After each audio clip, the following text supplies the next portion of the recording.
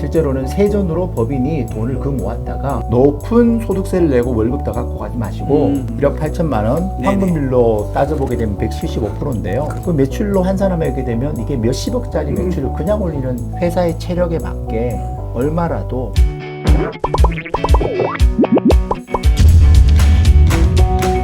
안녕하세요. 중소중견기업 보스들의 골치 아픈 고민을 타파해줄 보고파TV를 책임지고 있는 윤책입니다. 자, 오늘은 법인 대표님을 위한 목적 자금 모으기 플랜에 대해서 한번 얘기를 나눠보도록 하겠습니다. 옆자리는 경영 컨설팅 전문가 이혁 전무님 모셨습니다. 안녕하십니까? 네, 안녕하세요. 네, 안녕하십니까? 이 중소기업 대표님들이 법인에서 이제 합법적으로 이익금을 가져오기 위해서는 무엇보다 법인에 돈이 있어야 될 거 아닙니까? 네, 그렇죠. 네. 돈이 있어야 뒤에 플랜이 나오죠. 그렇죠. 돈이 없으면은 어떤 플랜을 해도 가져올 수가 없잖아요. 네, 그럼요. 그래서 이 계속 이익금이 많이 나는 회사가 아닌 한은 네. 제가 볼 때는 미리미리 좀 대비를 해서 자금을 조금씩 모아서 나중에 네. 내가 목적에 맞게 활용할 수 있게 준비를 해야 된다고 생각합니다. 맞습니다. 실무적으로요. 이런 계획을 미리 준비하지 않고 닥쳐서 뚝딱 해결이 되는 법인은 별로 없어요. 그렇죠. 네. 그런데 우리 법인과 주주하고 임원은 이 각각 3자가 독립된 경영의 이해관계자라고 저는 생각하거든요. 이 세 가지 측면에서 다 목적 자금에 필요가 있습니다. 첫 번째는 이제 법인 입장에서는 네. 매달 좀 빡빡하게 운영이 되고 있는 그 운전 자금 외에 사업하다 보게 되게 되면 자금이 경색이 될 때 그런 비상 자금도 필요할 것이고 그렇죠. 또 반대로 좋은 투자 시기가 왔을 때 투자할 수 있는 또 여유 자금도 필요하겠죠. 맞아요. 통상적으로 한 6개월 정도 운전 자금은 법인에서는 따로 준비를 좀 해둬야 되는 거고요. 네. 그리고 임원, 경영을 위임받은 임원, 대표님 입장에서는 법에서 보장되고 있는 임원에 대한 퇴직금에 대한 재원은 법인에서 준비를 또 해줘야 되죠. 또 주주 입장에서는 뭐 주주가 자선 사업은 아니니 그렇죠. 법인을 통해서 번 이익금, 잉여금을 가져올 수 있는 방법으로 요즘 핫한 이익 소각을 많이 쓰지 않습니까? 이익 소각에 대한 대금도 준비가 되어져야 되겠죠. 그렇죠. 네. 그러니까 제가 보니까 대표적으로 뭐 CEO 등 임원에 대한 퇴직금 재원, 네, 그 다음에 이제 이익 소각 대금이겠네요. 네, 그렇죠. 특히 이제 대표님들은 나중에 퇴직금 같은 경우는 회사가 돈이 없으면 못 받아가는 경우도 많으니까. 네, 국가가 주는 것도 아니고 네. 그렇다고 노동청 달려갈 수 있는 것도 아니고. 네. 그리고 이익 소각에 당연히 이익금이 있으면은 네. 하지만 네. 없더라도 그걸 미리 준비해서 내가 몇 년 후에 이익 소각을 하겠다. 네. 그런 계획이 있다면은 대금을 미리 준비하는 것도 네, 좋은 것 같고요. 그렇죠. 그래서 이제 가장 이제 저희가 돈을 모으기 좋은 게 사람도 그렇지만 금융상품 아니겠습니까? 뭐 네. 보험도 있을 수 있고 여러 가지 있지만 이 금융상품을 이용해서 달달이 얼마씩 계속 모아서 내가 나중에 이거를 목적 자금에 맞게 사용할 수 있는 재원을 마련하는 네, 그런 걸 한번 얘기해보고 싶은데 네네. 이제 먼저 가장 대표적으로 퇴직금 재원 이걸 모으는 한번 예시를 들어서 한번 설명해 주십시오. 네. 네네. 임원 퇴직금 규정은 다 알고 계시잖아요. 정관에 그 규정들이 있는데 네. 현실적으로 회사가 계획을 세워서 준비를 해주셔야 됩니다. 예를 들어서요. 현재 지금 대표님이 월 1,000만 원, 연봉으로는 1억 2천만 원 받으신다고 가정할게요. 여유자금 있죠. 그게 한 500만 원, 월 500만 원이라고 가정하겠습니다. 네네네. 부동산 과다보유 법인이 아니고 그리고 급여하고 건보료 합해서 얼추 세율은 한 40%. 네. 그리고 퇴직소득은 분류과세니 네. 한 20% 세금으로 그렇게 잡아서 한번 간략하게 비교를 해보죠. 네. 그러면 7년간 월 500만 원을 법인에서 급여로 인상해서 급여로 갖고 가는 방법이 있고 월 500만 원을 급여로 받지 않고 법인에서 돈을 모았다가 향후에 퇴직금으로 갖고 가는 방법. 네. 이 두 가지를 한번 비교를 해보죠. 네네. 그러면 월 500만 원을 추가 급여를 인상하게 되면 네. 연 6천만 원이 되고요. 그렇죠. 7년이면 4억 2천만 원입니다. 맞습니다. 근데 이 4억 2천만 원을 이제 그 종소세를 내야 되잖아요. 네. 한계 세율 40%라고 보고 월 200만 원이 세금이다. 그러면 7년간 84개월 세금의 합계는 약 1억 6,800만 원 정도가 돼요. 네네. 그러면 그 세금을 제하고 실수령액은 네. 한 2억 5,200만 원 정도가 됩니다. 오. 네. 그리고 이제 우리 대표님들이 다 지분을 가지고 있는 주주시잖아요. 그러면 주식이 이동하거나 처분할 때 주가에 따른 또 절세 효과가 따로 있거든요. 맞아요. 퇴직금이 큰 돈이 한꺼번에 나가니까 주가에 네네. 많은 영향을 주더라고요. 그렇죠. 그러면 우리 비상장 주식에 대해서는 이제 주식의 보충적 평가 방식에 따라서 그렇죠. 이런 소득 처분이 될 때 주식 가치가 하락이 되고 관련한 절세 효과가 있어요. 네. 우리가 그러면 이제 순손익 가치하고 순자산 가치가 3대 2로 가중 평균이 되고 있잖아요. 그러면 최근 순손익 가치는 3년간 순손익액을 3대 2대 1 비율로 가중 평균하고 네, 맞아요. 그다음에 순손익 가치 환원율 나누기 10% 맞아요. 하게 되게 되면 네, 네. 매년 6천만 원에 나누기 10% 맞아요. 곱하기 60% 그리고 7년 합계인 4억 2천만 원에 대해서 그게 자산인 거죠? 40% 예, 순자산 40% 가중 평균하게 되면 네. 5억 2,800만 원 주가가 떨어지는 효과가 있고요. 네. 약 2억 6천만 원이 절세가 되는 거죠. 네. 네. 네, 네. 또 반면에 대표님이 500만 원 급여 인상을 하지 않고 네. 법인에서 그 돈을 금융상품을 통해서 모았다가 퇴직금으로 갖고 가는 경우를 비교를 한번 해보겠습니다. 법인에서 돈을 모으게 되면 세전 100%를 온전히 모을 수 있잖아요. 그렇죠, 그렇죠. 그럼 7년간 동일한 원금 4억 2천을 모으게 되고 이건 어디까지나 금융상품이 7년 후에 원금이 100% 보장된다고 했을 때 월금이 된다고 했었을 네. 때 이자는 여기 좀 제외하겠습니다. 네, 네. 4억 2천만 원 원금을 대고 이 부분들을 퇴직금으로 갖고 가게 되게 되면 네. 40% 종소세 적용받는 게 아니라 네. 절반인 20% 퇴직 소득세 적용이 받게 돼서 그쵸, 그쵸. 약 한 8,400만 원. 또 건보료는 없죠. 네. 그러면 실제로 대표님의 세후 소득은 3억 3,600만 원 정도가 오. 됩니다. 네. 그런데 여기가 주식 가치 하락이 되는 부분이 좀 달라요. 그 순자산 가치 4억 2천만 원에 대해서 40% 주가가 떨어지는 건 똑같은데 네. 우리가 그 직전 3년간의 가중평균 이익의 환원율 나누기 10% 순손익 가치가 맞아요.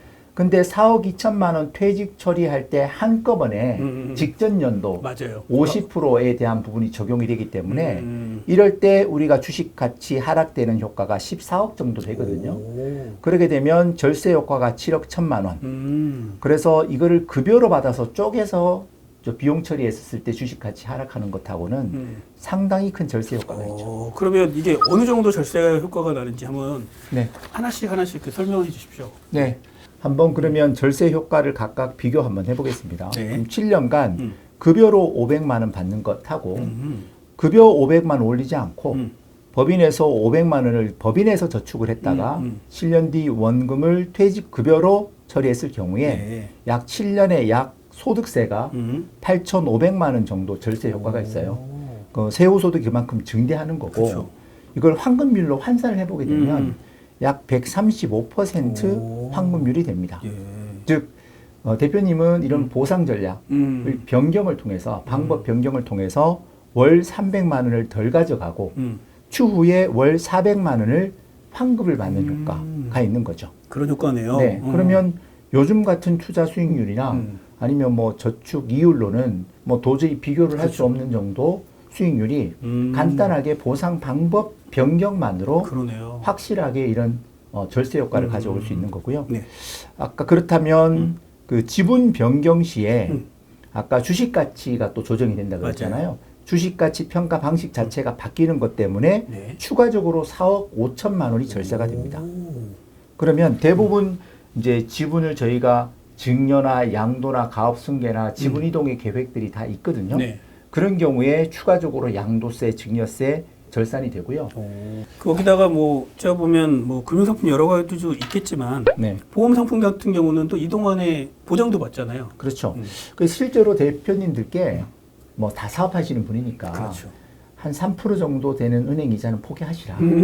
일단은 적정한 시점에 원금이 되고 그렇죠. 그동안에 이자를 받는 것보다 혹시 그 기간 동안에 혹시 대표님의 유고 사태가 발생이 되게 되면 그렇죠. 정말 돌이킬 수 없는 일이 발생되지 않습니까? 맞아요, 맞아요. 그때 오히려 큰 보험금에 대한 보장을 받는 게 한 3% 이자 받는 것보다 훨씬 더 유리하고 그렇죠. 저희가 그 부분을 엑시트를 할 때는 퇴직금이나 소각이 난 방법으로 엑시트가 되니 그 은행 이율보다 뭐 10배, 20배 이상의 사실 효과를 절세 효과는 저희들이 만들어낼 수 있는 거니까 네. 그런 부분이 더 좀 도움이 되는 것 같고요. 네.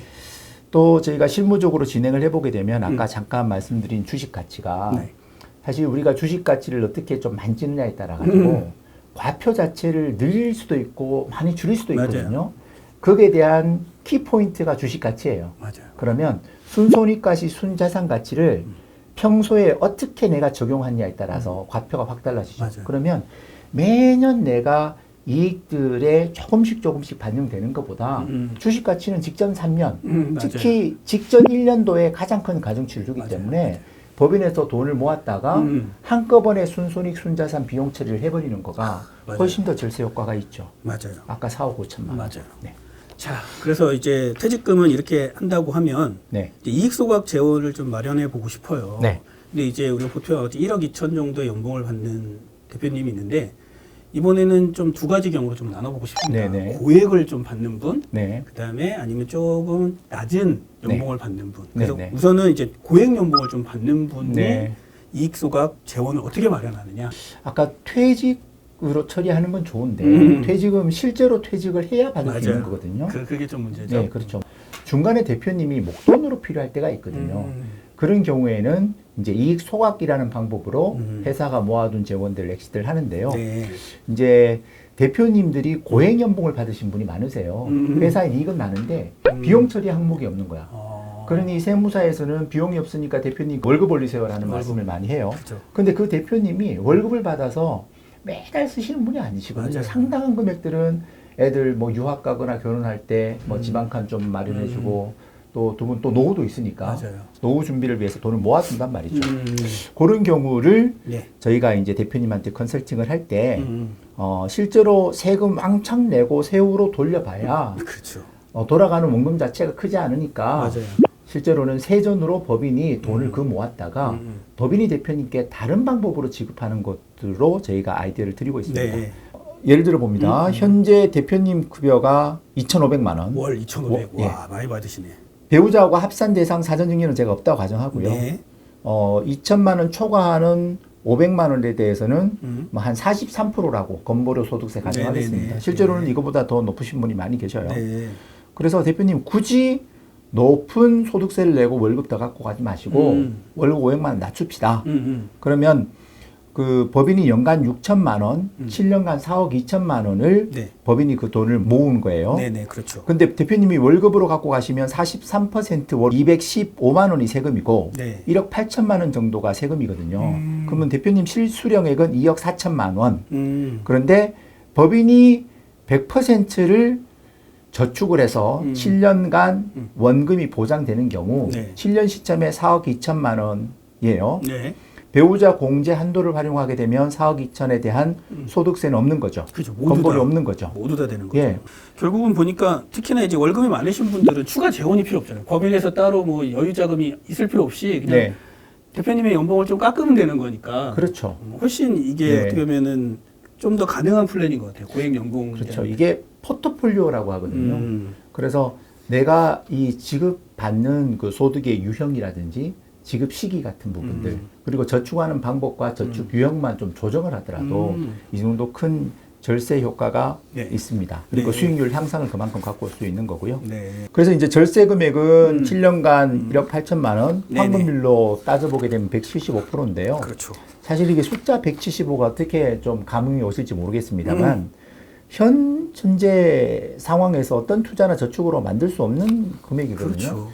그리고 우리가 법인에 대한 단기 순이익을 좀 환산해 보게 되면 이게 1년, 2년 이익하고 맞먹는 법인이 많이 있어요. 맞아요. 맞아요. 그 매출로 환산하게 되면 이게 몇십억짜리 매출을 그냥 올리는 맞아요. 셈이 되는 거거든요. 맞아요.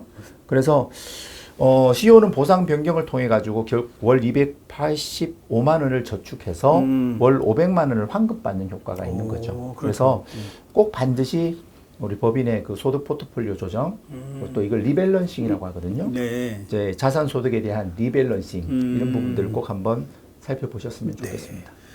이번에 좀 비교적 낮은 연봉을 받으세요. 네. 그런데 이제 회사에서 좀 여유 자금이 있어서 연봉을 더 올리려고 좀 고민을 하고 있습니다. 네네. 앞사례처럼 월급 2,500만 원 받으시는 분들보다는 이제 이분 같은 경우에는 실효세율이 한계세율이 조금 더 적죠. 그렇죠, 그렇죠. 그래서 한 급여 인상 500만 원에 대해서 한계세율을 35%로 가정을 해보겠습니다. 네. 월급을 500만 원 인상을 하는 것과 월급 인상하지 않고 법인이 돈을 모았다가 나중에 이익 소각이라는 방법으로 갖고 가는 경우 이익 소각 4억 2천만 원은 세후 소득 동일하고요. 네네.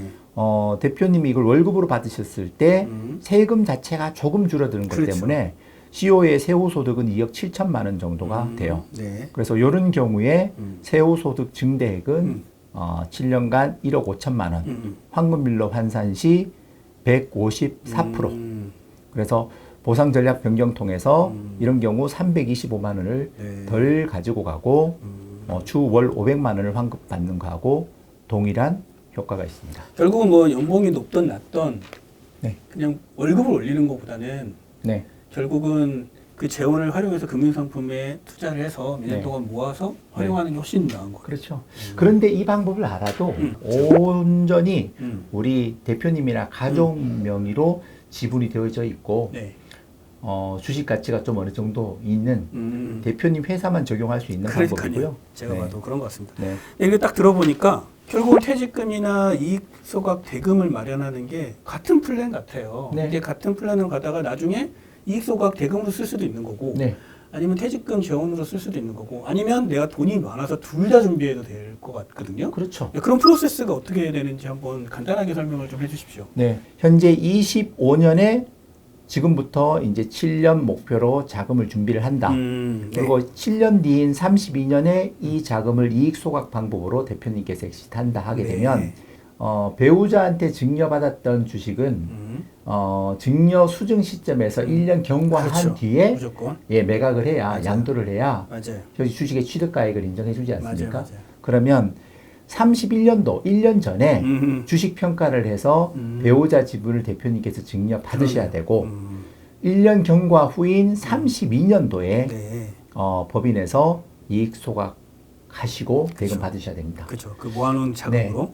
그리고 대표님께서 만약에 그때 퇴직식이다 그러면 퇴직금 받고 가시면 되는데 그렇죠. 나는 이 돈을 퇴직금으로 받고 가고 싶어 라고 하시게 되면 받은 그 저축한 돈을 네. DC형 연금에 한꺼번에 넣어놓게 되게 퇴직연금에? 되면 예, DC형 퇴직연금에 넣어놓게 되면 100% 비용 처리를 하고 그러네요. 나중에 퇴직금으로 찾아가시면 될 것 같아요. 결국은 이게 하나의 프로세스인데 이제 어느 방향으로 틀 건지는 그 네. 한 6년 동안 모으면서 좀 생각을 해봐도 될 것 같아요. 그렇죠. 그러면 이렇게 이익금이나 이익소각 대금이나 퇴직금 재원 마련한 솔루션을 좀 제시해준 사례가 있으십니까? 네.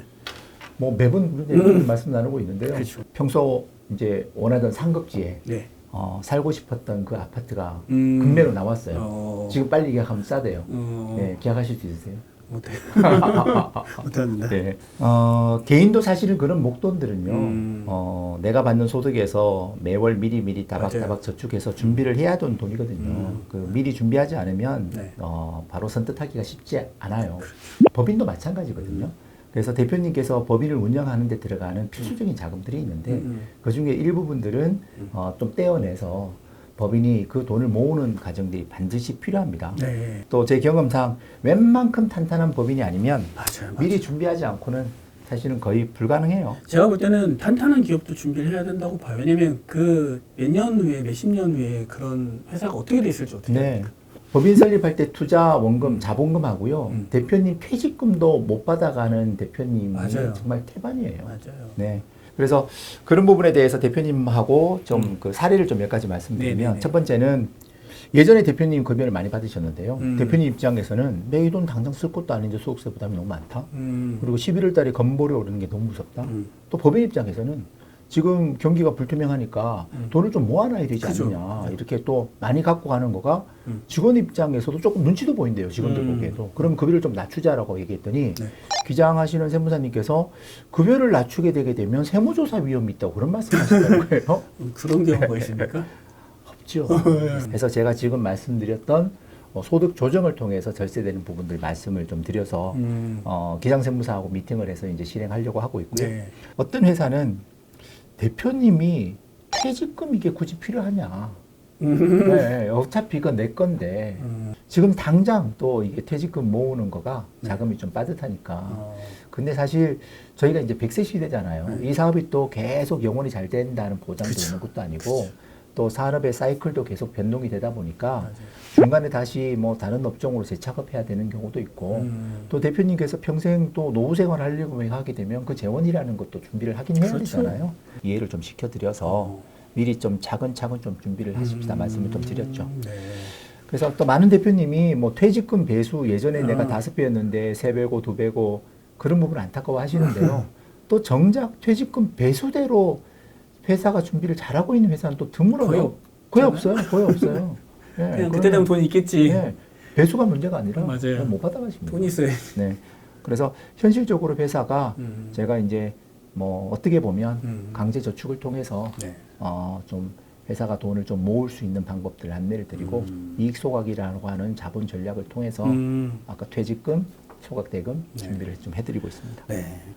경기 또 업황 대표님이 통제 못하는 부분 때문에 맞아요. 네, 어떻게 될지 몰라요. 맞아요. 그래서 회사의 체력에 맞게 얼마라도 그렇죠. 비상자금 또 향후 목적 자금이 모아지는 형태로 반드시 가야 됩니다. 맞아요. 그거는 회사의 체력에 따라서 그 비중들은 조정해 나가면 되는 거죠. 대표님이 열심히 회사를 위해서 또 나라 경제를 위해서 헌신하는 것 저희들이 잘 알고 있는데요. 또 한편으로는 또 취미 활동이나 자선 사업은 아니잖아요. 그렇죠. 네, 경제 생활을 하시는 거고 준비를 하셔야 되는 건데 임원 자격으로 사실은 퇴직금이라는 게 있고 네. 주주 자격으로 잉여금 처분에 대한 자격이 있잖아요. 맞아요. 또 대표님 갖고 있는 책임과 리스크들은 최대한 줄이고 잘 대표님 완수를 하시되 갖고 있는 권리는 최대한 이행을 하시고 좀 돌려받으셔야 그렇죠. 되겠죠. 맞습니다. 그래서 돈은 절대로 그냥 생기지는 않습니다. 맞아요. 저희가 계획을 세워서 차근차근 준비해 주시면 세금을 줄이고 낮출 수 있는 방법들을 저희들이 가지고 있으니까 그렇게 잘 좀 사고간 준비하셨으면 좋겠습니다. 오늘 내용 이것으로 마치고 다음 시간에도 유익한 정보로 찾아뵙도록 하겠습니다. 감사합니다.